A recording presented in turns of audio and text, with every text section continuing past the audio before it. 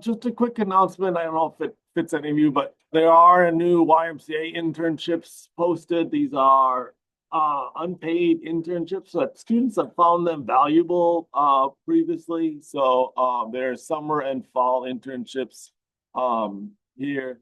I think they come with a free YMCA gym membership. You can apply also for ELF funding, and so I think that's a $500 or $750 stipend if you haven't had ELF funding before for them. And we've had students certainly do that with the YMCA. It fits that very well, that criteria.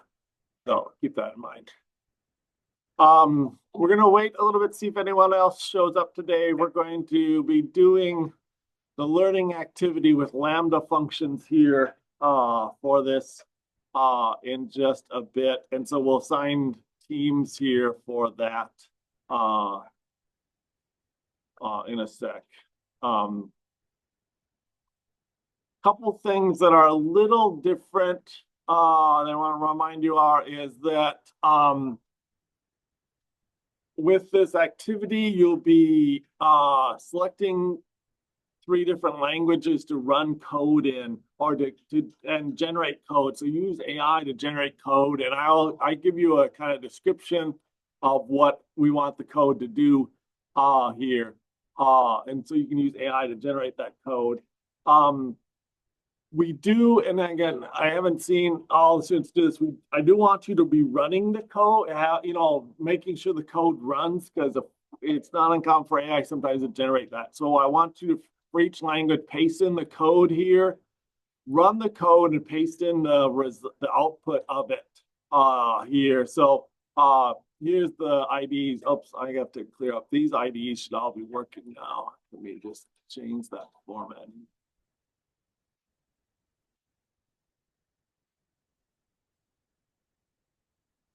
There. So those IDs, and again, there are more that are available here that you can use, but these are some of the more common languages for this stuff. So we want you to pick a language or pick 3 languages and generate the code with AI, run the code, make sure it works, and then describe what this code illustrates with relation to what we're trying to do here for this. And again, there'll be different parts. And then after each set of code, there's some questions, 2 or 3 general questions about this that we'll want you to work through and answer for this stuff. So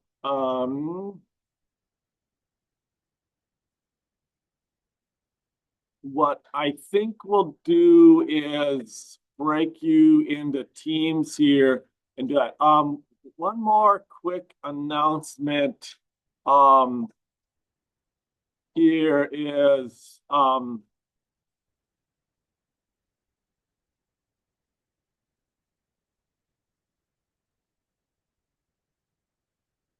especially for the asynchronous people who might be watching this recording, we expect you to work in teams on this, and so we'll assign you to asynchronous teams.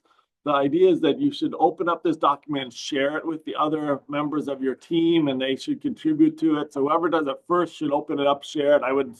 Your emails will be in the team list. You should email your fellow team members with a link to the document so they know that it's there. And we expect you to work on it together for that. And then points will be deducted. So if you don't share it or try to work as a team, you should attempt at least to share it with the other team members and do your part in it there. So certainly you should be doing one of the languages and all the questions to be answered. And then again, the other team members should come up with other ones. So again, you can decide how you want to do that. And if you want to do it, split up somewhat, but again, I've seen some students recently who are doing this totally by themselves and not even trying to work as a team. And it really is a more beneficial and learning exercise if you can see different languages here and run it with different languages. So try to put a little more effort to work as a team here. we've got this radiator that's got a good beat going on right over there. So, okay, looks like Allie's online. So why don't we do Addison? Can you get on Zoom or what? Oh, we have Jeffrey here too. Okay. Uh,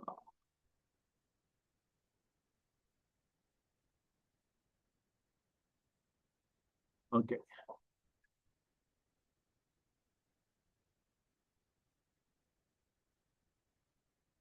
Okay, so we'll do Addison and Jeffrey and Allie. Allie's online. Hi, Allie. And then we'll do Grace and Kakunda in the other team. And again, if we get another person showing up, we'll put them on your team. It's not bad working with three because again, you've got to do these three different languages. And so you can actually do, I mean, you can decide how to break it up and stuff. Sound good? Why don't you start working on that? So.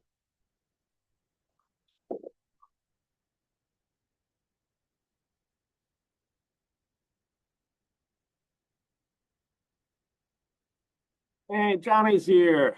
So, okay. Johnny's on Team Grace. So,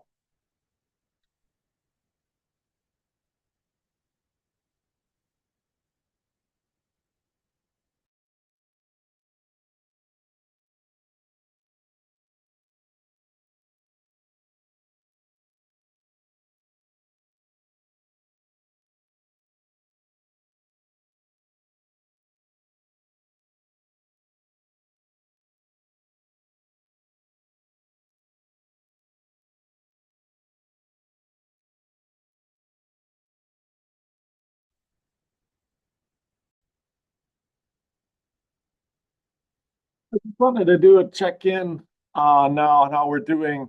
Um, One clarification on this. Again, I was talking about I wanted to make sure that asynchronous people working in teams. I also want although we kind of have this color coded, and again, with teams of three, I often have students just do one language each. One, I do expect, even if you have only two people in your group, to do three languages. I think it's really useful to see this in three different languages here.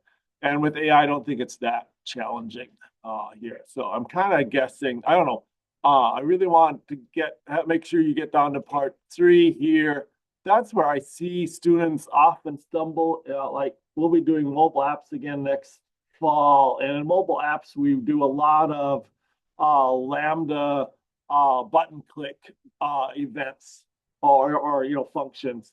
And in those, students are often trying to access local variables inside the Lambda, the button click. And the local variables are generally not available to the Lambda functions in Java that we're working at, or at least not clearly. And so it is kind of important to try to understand when you're working with a Lambda function, what can you access class level variables? Can you access local variables in the method that you're defining or using the Lambda in? What can you access there? So I think this is going to be short. So I think you should have plenty of time, I think, to do this in the class period. I mean, imagine you're getting, well, how far are you? Are you done getting there? Yeah. So I almost added a part 4. I really thought I should, but I thought this was enough to get going. So just make sure you do it in 3 languages, all of you, and get all the questions answered, and then you'll be good for the day.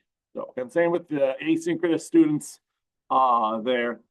Even if you're assigned a team of only 2, we expect you to do all 3 languages. So.